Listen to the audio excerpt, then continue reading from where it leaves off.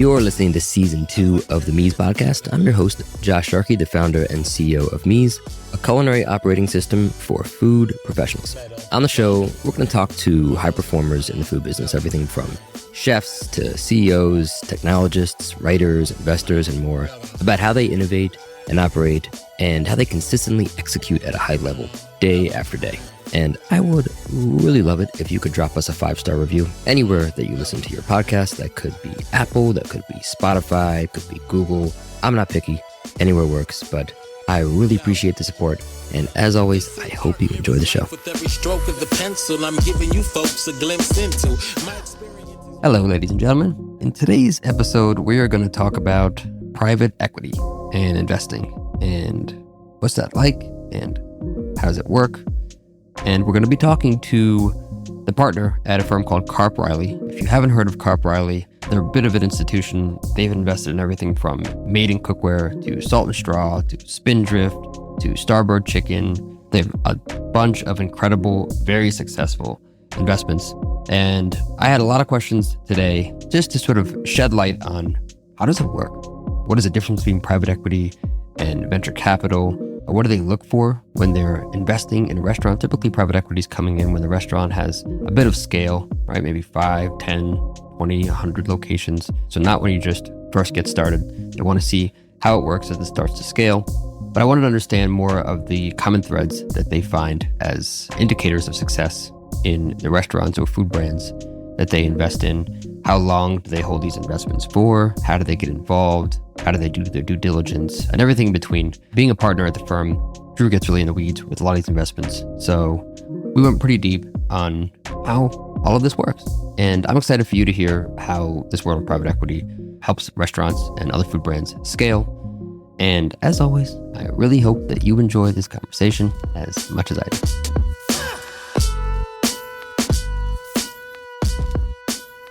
Thanks for coming on the show, by the way. And I wanted to sort of start off just sort of like level set for everyone who you are and about KarpReilly, the firm, and how you ended up there. Yeah, well, first of all, thank you so much for having me. This is my first time on a podcast, so honored and excited to dive in. My background personally is pretty boring. I spent my entire career on the finance side of the world, started in investment banking. I stumbled into, the consumer retail world in my first job, just following some good people and some smart people into the space and totally fell in love with it. I've been working with restaurants since my time back in the investment banking world. And, really what drove me to KarpReilly and the most important thing about KarpReilly is, it was an opportunity to dive even deeper into that world with earlier stage businesses and get to work closely with founders and management teams. Love working with founders and management teams. That energy is infectious, and it is just what motivates me to be able to help them. I mean, it's a challenging journey, and the CEO seat is a tough one. And so, really pride ourselves and myself on doing whatever, we can to be resources to, our operating partners. And the most unique element about KarpReilly relative to other investors is our significantly outsized internal capital commitment. So most funds, 1 or 2% of the capital is from the investors themselves, and the other 98% are from third-party limited partners, as they're called. Yep. KarpReilly, since our first fund back in 2007, has always been north of 30% of the capital coming from the partners themselves. So we really have genuine alignment with the existing owners and management teams and have real skin in the game. So that drives a lot of how we think about the world and partnership. Nice. Yeah, it's good to see more of the GPs as opposed to LPs. Yeah, exactly. getting some skin in the game. Well, you all have a lot of different types of businesses that you invest in, but for the purposes of today, we're going to revolve all of this around hospitality, restaurants, and CPG as well. So I wanted to ask, just very high level, why do you all invest in restaurants and food brands? Yeah, so we invest across the consumer and retail landscape, as you alluded to, and restaurants has been the longest running pillar of that. KarpReilly in its early days had a lot of success in the restaurant and four-wall retail world. The four-wall, retail with apparel and home goods has evolved with the advent of, the internet and the evolution there.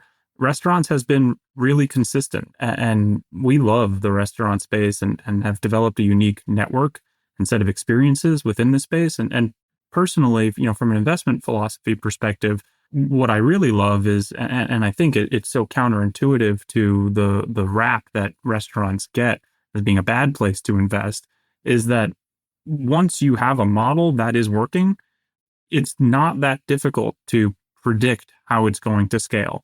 Now, it's really difficult, and I think the most difficult out of all of the various categories we work with CPG and apparel, restaurants day in and day out, you really have to execute and sustain that at a high level for a long time. You can't grow too fast without the wheels coming off. And we appreciate the fact that the risks are operating risks more so than product market fit. You'll know by the second or third or fourth restaurant location that the model works, that it can be productive, that it resonates with consumers. And so I love not having to try to predict the future.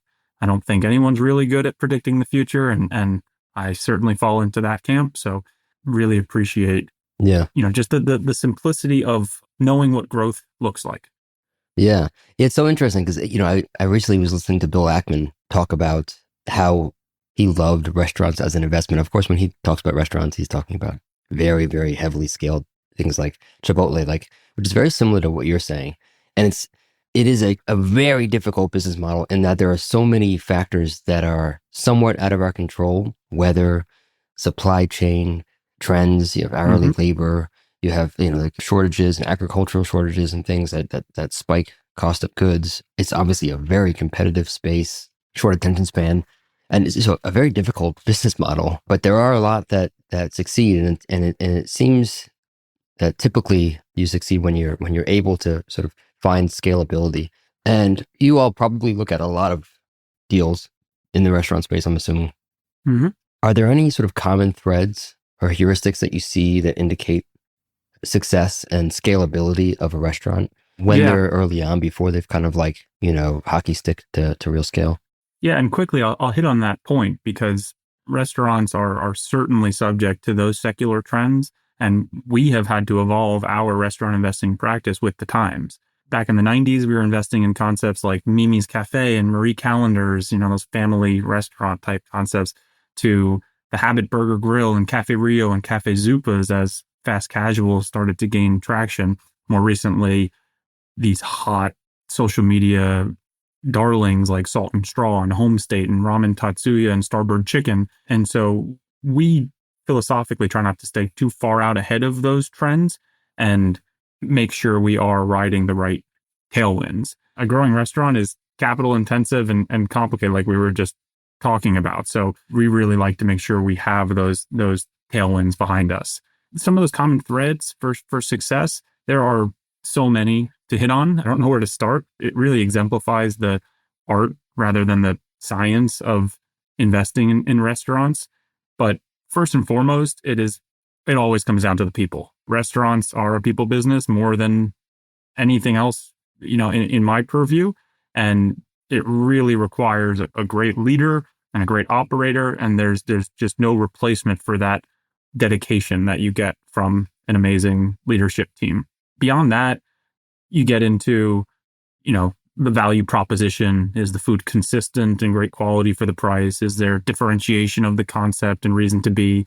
Some of that stuff that's not so mathematical and quantitative, but critically important factors that indicate scalability.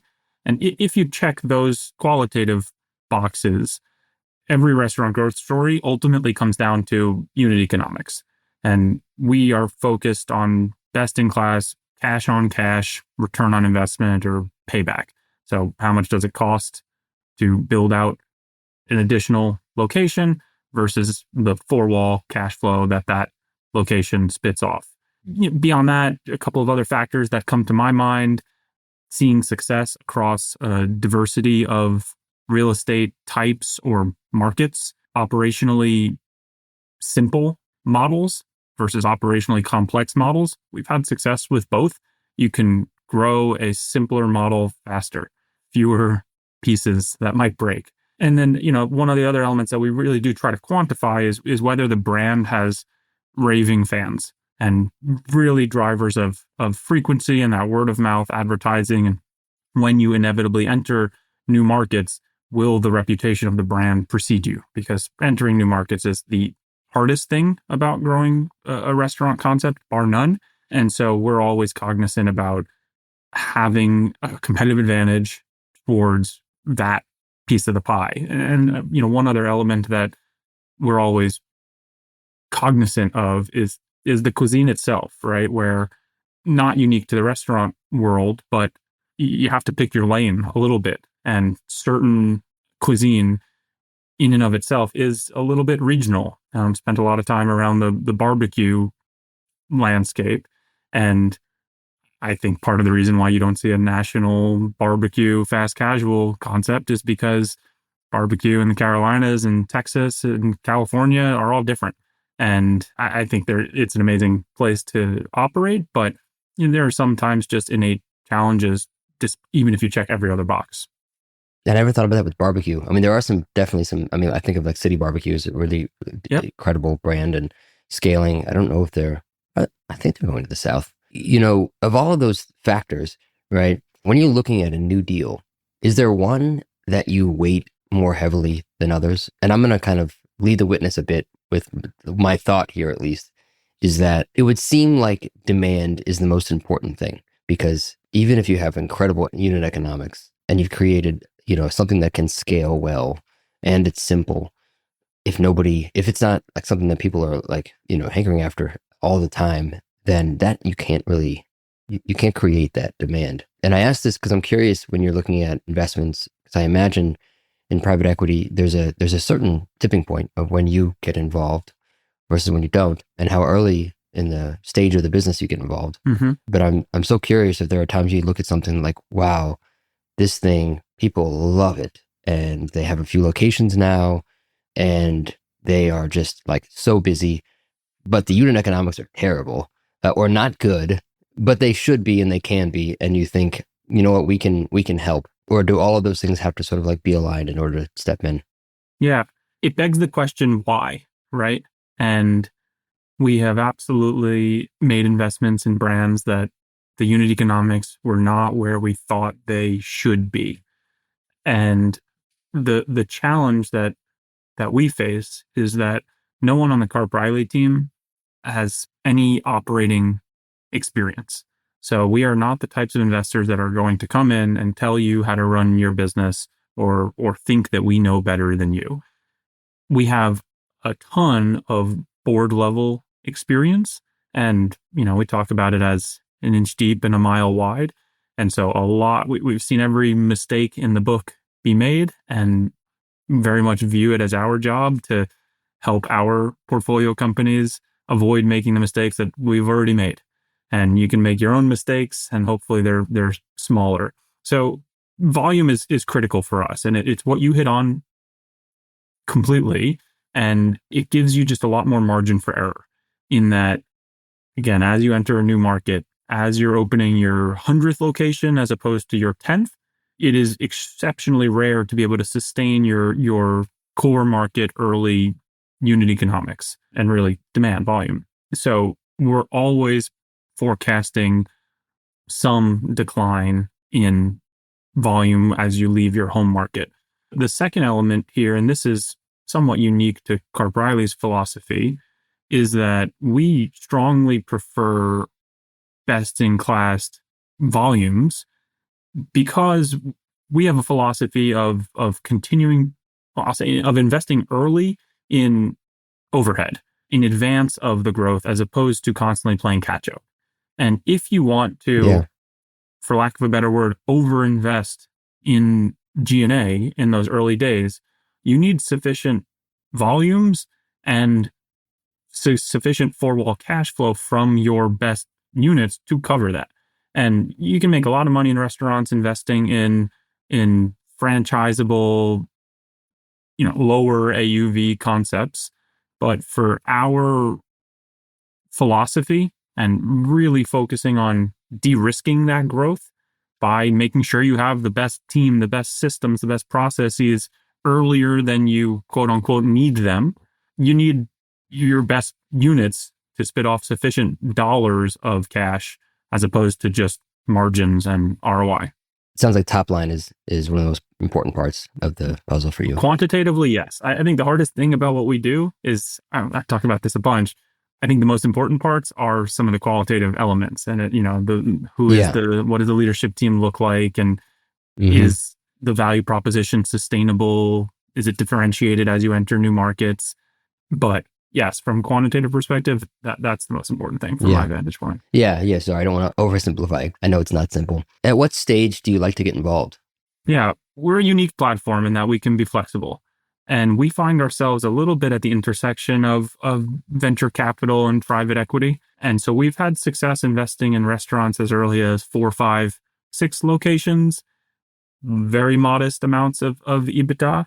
And we've also had success investing in restaurants that are scaled, for lack of a better word, later in their journey. So we will look at anything in the restaurant space.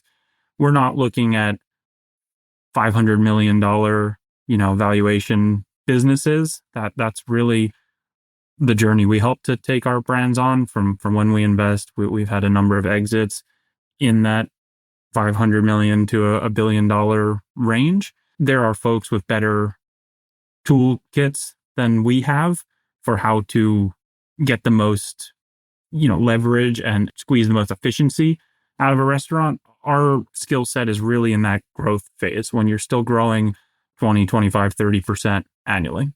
Yeah. I want to talk a little about due diligence now. Are there table stake metrics or data or things that you look at that, without these numbers or these metrics, it's not really something you would even entertain? Yeah. We're a pretty analytical firm. And so despite the early stage at which we invest, right, and our sweet spot for investing is a 10 to 20 plus $1 million check size. So it's still relatively early stage. And so in restaurants in particular, there is a lot of data at your disposal. You have a first party relationship with the customer and several different locations in which you can analyze. So we'll almost always start with monthly P&Ls by location, weekly sales by location, ideally since inception. We want to understand the ramps and the comps over a long period of time. Dive into the build-out costs, as we were talking about, as well as the four-wall profitability for all existing locations. That's one of the more challenging things to do to extract retroactively.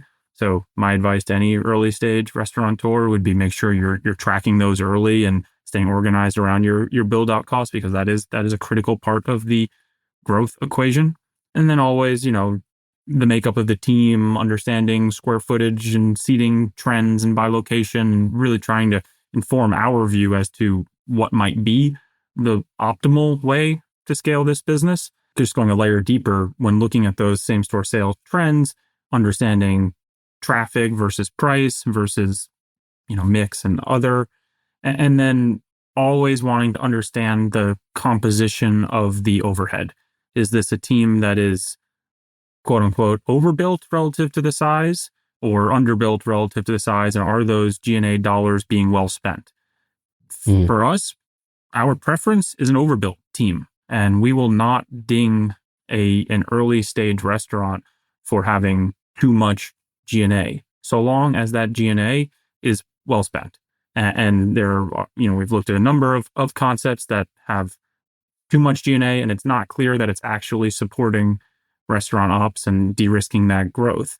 But the same is true in the other direction. If it seems your team is underbuilt and your systems and your processes are not sufficient to support growth, that's also a red flag from our vantage point. So there is a little bit of a Goldilocks there on the G&A side, where you have to have a sufficient amount of overhead per unit as a percent of sales, such that you are ready for scale, but not so much that it tanks your Yeah. profitability Yeah. and for a long period of time. Outside of the CEO and maybe a COO or some sort of operations role, are there other really critical roles that you want to see in place at that scale? At that like 5 to 7 units? Yeah, it depends on the concept. Some are more reliant on marketing as a function. Others, development is more critical at that stage.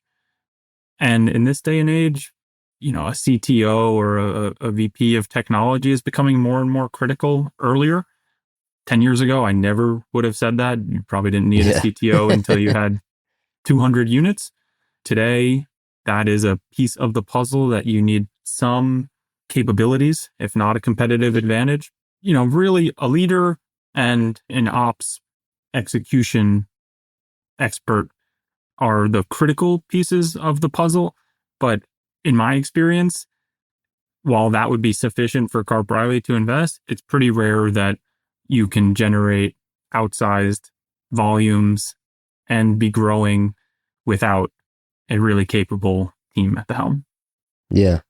Yeah, it is funny. I mean, I think 15 years ago, at best, we had like someone running IT, which meant all the wires like were the running. CFO on the side. Yeah, they made sure the speakers were working and the wires and security, and that was about it. Now there's so much more, going on. Well, I am curious. Have you ever had a deal that you really, really liked, but there was some red flag where like, we just can't do it, that you had to pass on?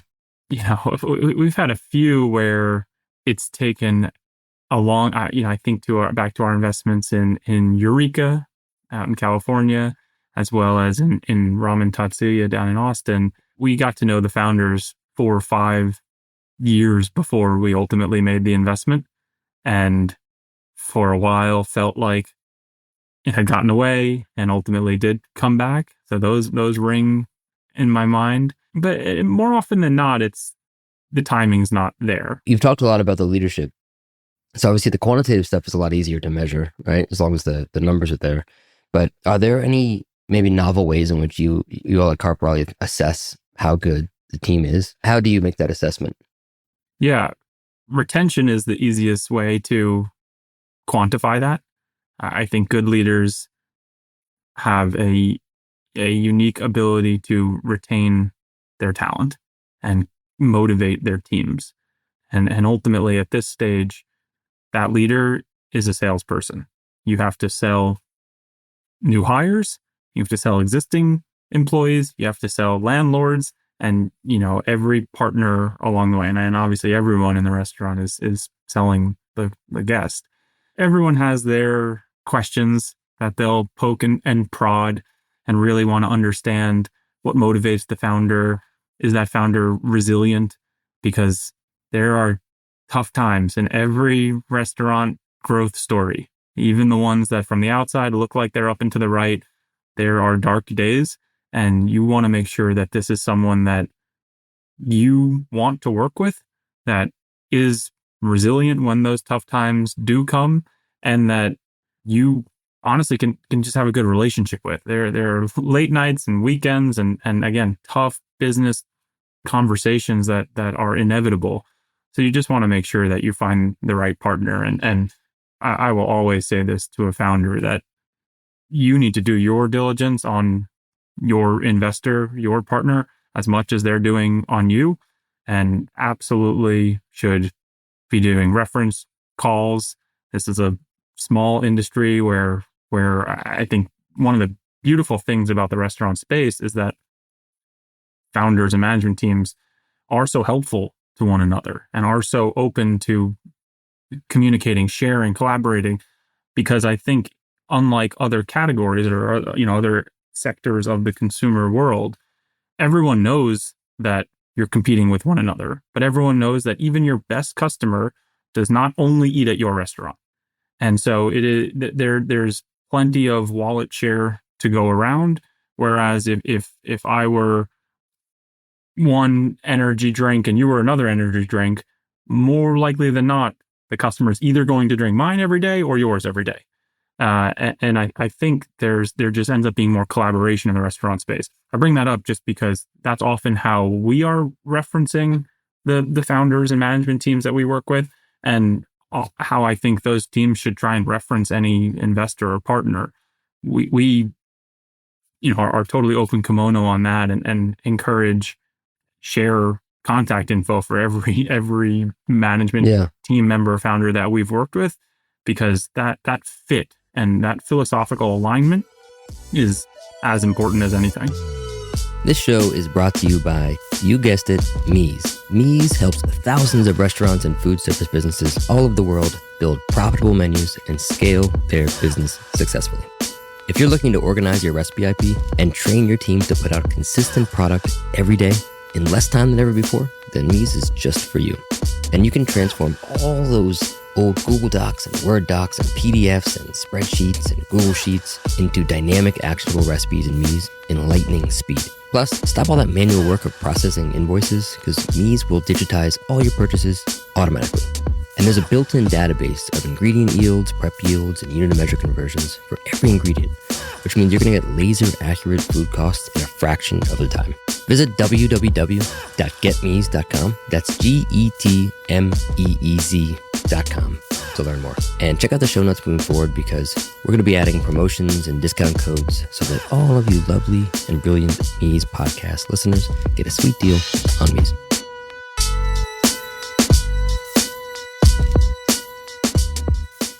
Yeah, it is a nice thing that it's not a zero sum with restaurants, because there's a lot of days in the week, a lot of things to eat. Yeah.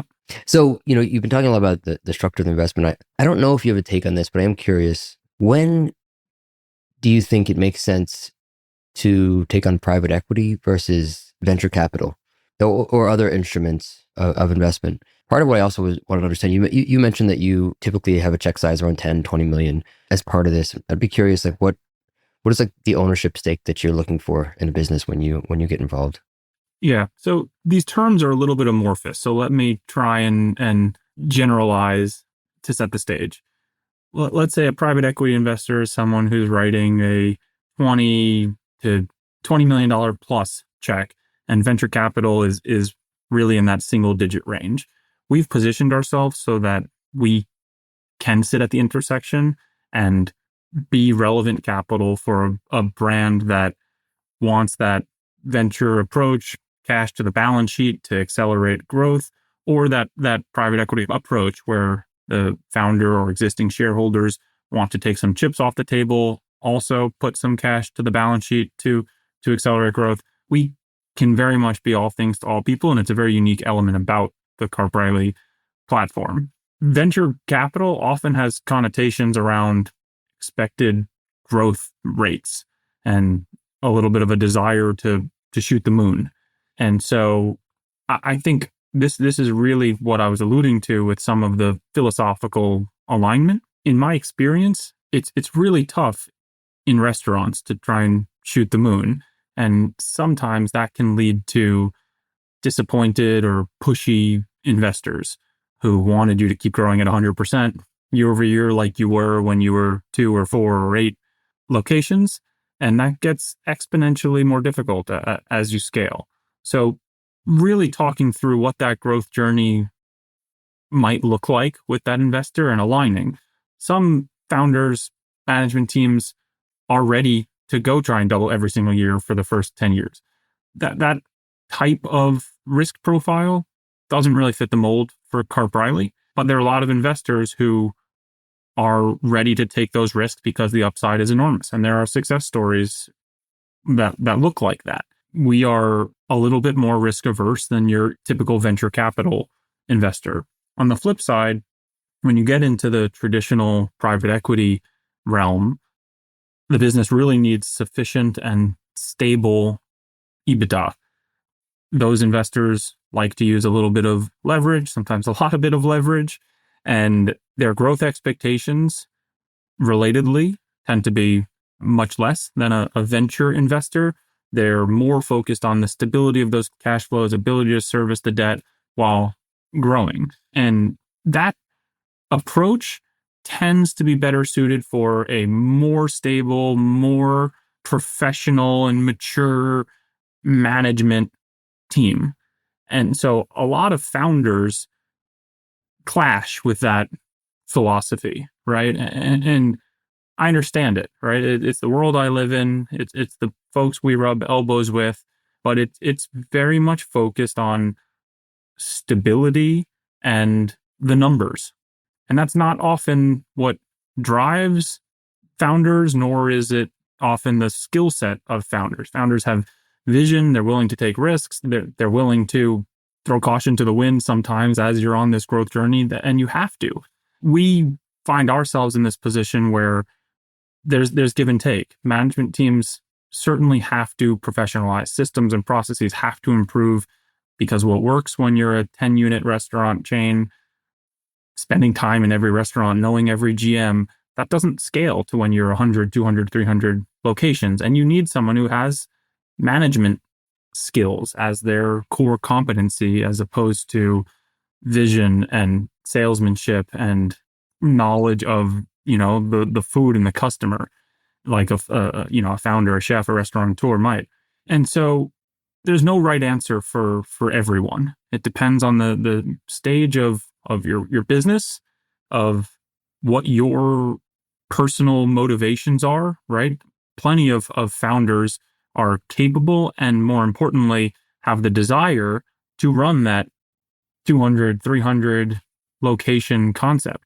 Some don't. Some know that about themselves. I don't want to be a CEO of a big organization. I like being the CEO of a small organization where I know everybody, but I don't want to have to give annual reviews and go through all of the professionalizing that is necessary when you're employing thousands of people.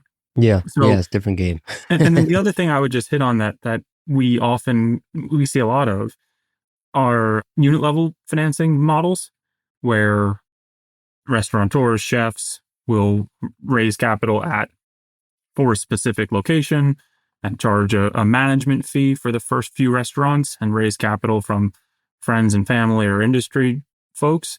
And that investing looks a little bit more like, the real estate development model.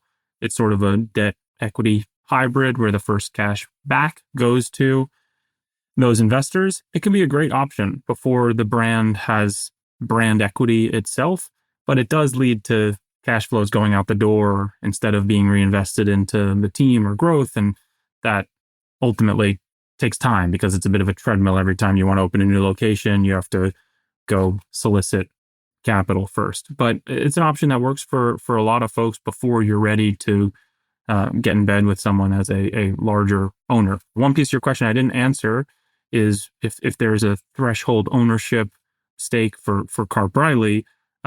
It's rare we'll make an investment where we own less than 20, 25%. That relates more to the amount of involvement, we commit to a given portfolio company. We view it as our responsibility to be resources and therefore be available to the companies we partner with. And that tends not to make sense if you own too small of the pie, but we're really flexible. We are minority investors in a lot of our restaurants and a lot of our portfolio companies, and some we own nearly 100%. And so we operate no differently in those constructs. We're very much, partnership mentality that, like I was saying before, we know we're not operators. And so we rely on founders and management teams to run these businesses, and just view ourselves as resources to help them along the journey. How long do you typically hold an investment for? Yeah, KarpReilly is definitely on the longer end of the traditional growth equity hold period. Many are in that 3 to 5 year range. KarpReilly's typically in that 6, 7, 8, 9 year range. Some of our restaurant investing, we've held north of 10 years. And it goes back a little bit to the skin in the game. We're brand builders at our core, right? And so we always are taking the long-term vision, investing in that overhead before it's necessary to de-risk and continue to build that brand value over time. And we're therefore patient. We're not trying to optimize EBITDA the first few years of our investment. We want to make sure that we're setting the company up for success in the long run. And that really resonates with founders who all obviously have that owner's mentality as well and want to build something that's lasting. And so we didn't go in saying we will have a X year hold and therefore this will be our investment style. That's our style. We are so keenly focused on delivering a consistent product and building that brand over time that what we've realized is we wouldn't be optimizing our outcomes if we exited in I'll say the bottom of that J curve where you are clearly still investing back into the business. And so we've seen a lot of our success stories when you look at the Habit Burger Grill and Cooper's Hawk and Cafe Rio, the EBITDA did not grow very much in the early years of our investment. And the tail end of our investment was genuinely hockey stick like. And those businesses, after we exited, have continued to be successful because we build these businesses the right way. And we only want to partner with founders and management teams that have that same philosophy. Not a house of cards. Let's grow it as fast as we can and exit it to the next person, only for it to fall apart because it was not built the right way. Yeah. And is that, so that next person, whether it's, however long its time horizon is it typically another PE firm or is it IPO, or do you how do you think about what the exit looks like typically for KarpReilly? It depends on the business. In the restaurant space, there's not as much strategic activity as there is in CPG or apparel or other industries that we touch. So restaurants, it is mostly financial acquirers like private equity firms or the public markets. We took the Habit Burger public back in 2014. It was actually subsequently acquired by Yum in 2020. But then, we sold Cafe Rio to a private equity firm. We sold Cooper's Hawk to a private equity firm. The majority of the exits in the restaurant space, if I went back and put pen to paper, would be to financial sponsors. And yeah, I think that's just a factor of the successes are at a size where they're attractive to private equity buyers. And with a lot of the businesses we work with, the end of our hold period, they're still a little bit too small for the public markets. Cooper's Hawk is a good example. I would not be surprised if the next buyer looked to take that business public and continue the growth journey, but it was a little bit too small when we went to. And is there like a target markup that you're looking for when you buy a business for what the exit should be? We always talk around our table as looking for 10 plus X multiples on our investment. Of course, that's, the home runs, but we always want to see that potential. And so you're hitting on questions around scalability and indicators of early success. And it's always through that lens. Okay, here's a restaurant we're looking at that's based in Denver. Would this restaurant also work in Phoenix, in Vegas, in Salt Lake City, in Texas? And trying to understand if there are 10 locations today or 20 locations today, do we see the path to 100 or 200 locations within the next 10 years at this pace, with this team, with this concept? And so you can make Excel say anything you want, but really coming at it from the approach of, if this goes well, is that outcome realistic? Yeah, I got you. Yeah. And a million things can go wrong along the way, as everyone knows, but that's often what we're looking for. And that's another reason why we've coalesced around this stage and this check size. Yeah, that makes sense. For a minute, let's talk about personally what you're interested in and what you're excited about right now in terms of are there things that you're seeing in the food space today that are somewhat, super interesting or novel or new, and just generally speaking, what are you looking at right now that seems pretty exciting? Yeah. So, I get excited every day. I love working with founders, and every time you meet a new founder and hear of a new concept that really has their personality and their personal story in it, it excites me. So I love what I do. I love working with early stage brands. It is a tough time in restaurant land right now. There are a lot of headwinds, and it is hindering growth for all but the best of performers. I'm curious to see if that seemingly subdued growth leads to some of these headwinds easing off a bit. Build out costs are at all-time highs. Labor availability continues to be a challenge. Food costs have been volatile. It's a tough time, and not to mention there's just the long-term trends in minimum wage. We have a lot of restaurants that operate in California, which is an increasingly difficult market to operate in.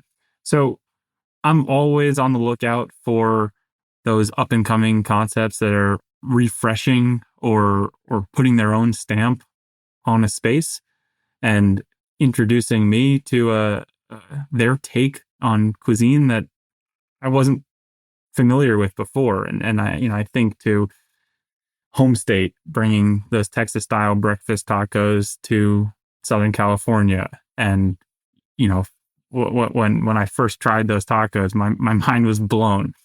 Ramen Tatsuya, the first concept to bring ramen down to the Austin market, but infusing it with Tatsuya's Texas, upbringing. And so I love new flavors and new takes on things, and I'm always excited by what's out there. Right now, personally, I've always been a bit of a tech geek, and I'm geeking out about the opportunities to leverage AI and automation.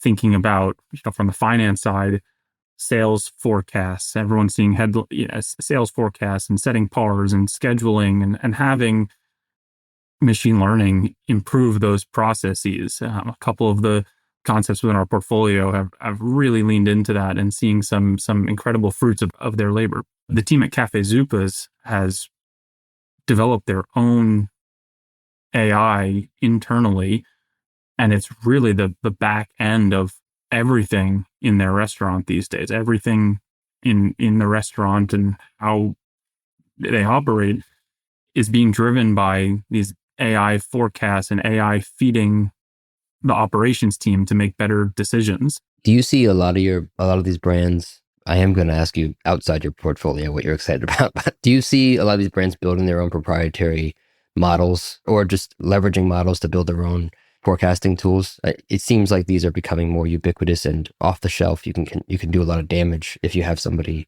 in-house. Do you see that happening a lot more, or leveraging third-party technology? Almost all are leveraging third-party technology. That's the easier lift. The Cafe Zupas guys like to do things the hard way, and this has been an enormous lift, and it's paying off. Without getting into too much of the background, the Zupas founders come from the tech world, and so they were ready and willing to dive in and saw the way we could custom tailor the application to the Cafe Zupas model. There are a couple elements of the Zupas model that had us not fitting perfectly into the mold of those third-party providers. And so they built a better, more relevant system for ourselves. For 9 out of 10 brands, the off-the-shelf applications are great, and I think only getting better. And to your point, integrating artificial intelligence and better tools for those early stage restaurants. Have you seen anything off the shelf that you've seen a lot of success with in your brands or brands that you're looking at? We had talked with one of our brands, Butcher's Daughter, works with Slang AI, which is a artificial intelligence phone answering system. That had remarkable benefit. Saved the managers so much time in answering the phones, and also was a better customer experience because the phone was getting answered. And when the phone did ring through, the manager was picking it up because they knew it was something that wasn't a basic question that was answerable by artificial intelligence. The best systems like that also feed back and provide information to management about what questions are people asking, what questions are not being answered, and gave them the idea of instituting a bottomless brunch program because a lot of people were asking about that. And so not only saving time in the restaurants, but also aggregating and synthesizing the data so that we can make more informed decisions. That's a perfect example of how we've benefited. Do you spend any time looking at the tech stack or technologies that are interesting, that are helping these food brands? We're simple folks, so we don't invest in the tech stack.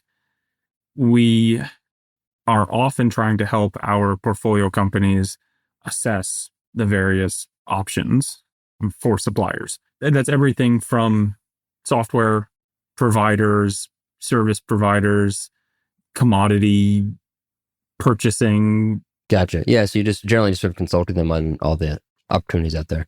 Yeah. And so through that, we've explored a little bit of investing in restaurant tech. It's not for KarpReilly as a fund. We develop close relationships and there are some personal investments in restaurant tech businesses that work with a number of our restaurants. Yeah. Given the investment profile of the unit economics, I'm sure tech doesn't really very different model. But we love when the sharing of ideas across the portfolio is one of our biggest value adds, I think, where we can introduce one of our concepts to this technology software provider that we've met with and vetted, hopefully. If it works, we then can introduce that to all of our concepts, and we worked some of the kinks out, and we'll negotiate a deal on behalf of the portfolio. So that's all part of our portfolio optimization effort, and our COO runs that for us. So there are dozens of software providers that now work with a wide swath of the KarpReilly portfolio that we were able to vet with one or two guinea pigs, for lack of a better word, and roll out to the whole portfolio and the benefits. Cool. So we talked a lot about your portfolio, but anything outside of your portfolio that you're really excited about right now? I'm excited to see if the public markets can open back up. I think putting the private equity lens on for a minute, it has been a long stretch of few exits across the investing landscape. And that creates pressure points on the whole system. It seems as though the debt markets have improved, which is often a leading indicator for the M&A environment, the IPO markets. And there have been a number of rumored businesses that are looking to test the waters on both the M&A side and on the IPO side. So probably not the answer you're looking for. What's the next restaurant to IPO, if you had to take a bet? Oh, man. I know Panera has been rumored, P.F. Chang's. I mentioned Cooper's Hawk. From everything that's come across my radar, they continue to perform extremely well, and I think would be an excellent IPO candidate in the not too distant future. It's been a while at this point since we've seen a restaurant IPO, and I think any of those could kick the door open, but there tends to be a lot of risk to going first, and so everyone sort of sits and waits until the market. Yeah, it's definitely been a while. Yeah, you don't want to go and have to pull the process. Mm-hmm. Anyways, man, this was great. I appreciate you sharing more insights on the world of private equity and KarpReilly. And I know you said that your background is boring, but I think everybody is really interested in understanding, how to think about, when you want to scale your business, what you should do. I think maybe for closing, do you have any advice for restaurateurs or even just sort of, any food business, CPG company that is starting to scale? Maybe they're on their second or the third location and they want to start thinking about what is the next, check look like, things, any advice or resources for them? Yeah. Well, first and foremost, I love podcasts. I'm a big consumer of podcasts. So a podcast like me is a great resource for the community, and I want to thank you for putting out great content.